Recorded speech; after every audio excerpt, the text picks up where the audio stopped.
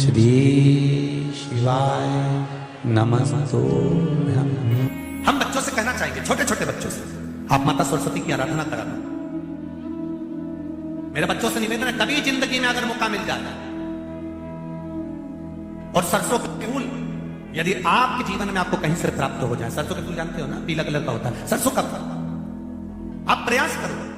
सरसों का फूल जिस दिन माता सरस्वती का, मेरी बागेश्वरी का जिस दिन प्रागट्य उत्सव हो बसंत पंचमी का, उस समय पर माता सरस्वती का स्मरण कर कर वो सरसों का फूल आप देवाधिदेव महादेव को चढ़ाइए। जैसे माता सरस्वती को ज्ञान दिया था, वैसा मेरा महादेव आपको भी ज्ञान देगा।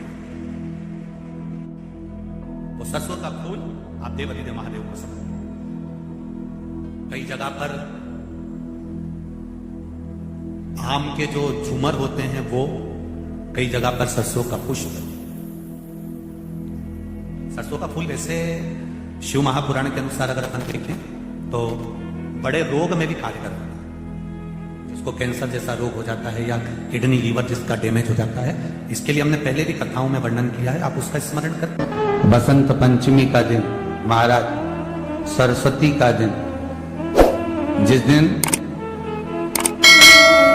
जो बच्चा पढ़ने में कमजोर होता है उसके हाथ से बसंत पंचमी के दिन सरसों के 31 फूल शंकर जी को चढ़ा दिए जाते हैं तो बच्चा पढ़ने में अव्वल निकल जाता है। उसके बच्चे को कभी नहीं कह सकते कि पढ़ने बैठ, वो खुद बैठेगा। केवल आज बसंत पंचमी का दिन, एक ही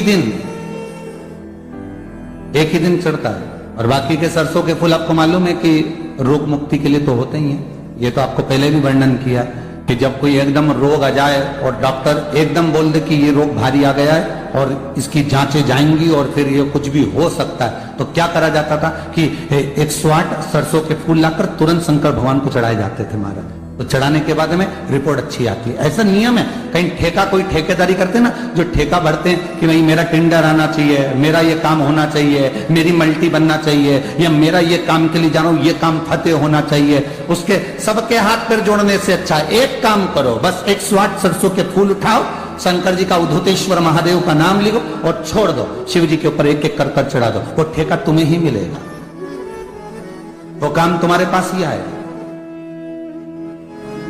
बस केवल अवधूतेश्वर अर्थात ये जो क्रम है, ये वो क्रम तो 108 सरसों के फूल का आप कभी भी कर सकते हो, पर जो ये बच्चों के लिए किया जाता है वो केवल बसंत पंचमी के दिन ही होता है। महाराज आज ही के ज्यादा दुख है, संकट बहुत भारी है, इतना बड़ा संकट है कि वो निपट ही नहीं रहा। फिर एक लोटा जल, उसमें थोड़ा सा चंदन का छींटा, एक सफेद पुष्प शिवजी पर चढ़ाकर, उस चंदन के जल को, लाल चंदन मिल जाए तो ज्यादा अच्छा, शंकर भगवान पर धीरे धीरे अपने हृदय की कामना कर कर समर्पित करें। सुनेगा। कभी कभी अगर तुमको लगे कि मेरे जीवन में बहुत बीमारियों ने मुझे घेर रखा है, तो प्रयास करा करो कि बेलपत्र,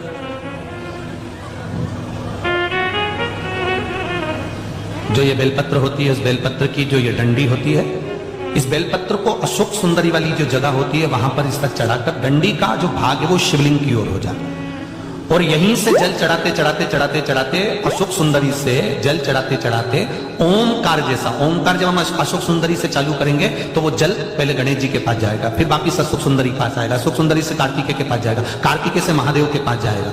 ऐसा ओमकार जैसा जल, जब तुम्हें लगे कि बीमारी बहुत घेर रखी है और बहुत बीमारी ने घेर लिया, कोई किडनी, कोई लीवर, कोई बहुत शरीर में कष्ट, कोई रोग बीमारी, या कहीं तुमको ऐसा लग रहा है कि मेरा गर्भ 20 साल हो गए, 22 साल हो गए, संतान नहीं, तब भी इस प्रयोग को जरूर करिएगा। डंडी का मुख शिवलिंग की ओर, पत्ती का मुख अशोक सुंदरी की ओर। शिव महापुराण का ये प्रसंग करिए, जीवन में उतारिए। श्री शिवाय नमस्तुभ्यम।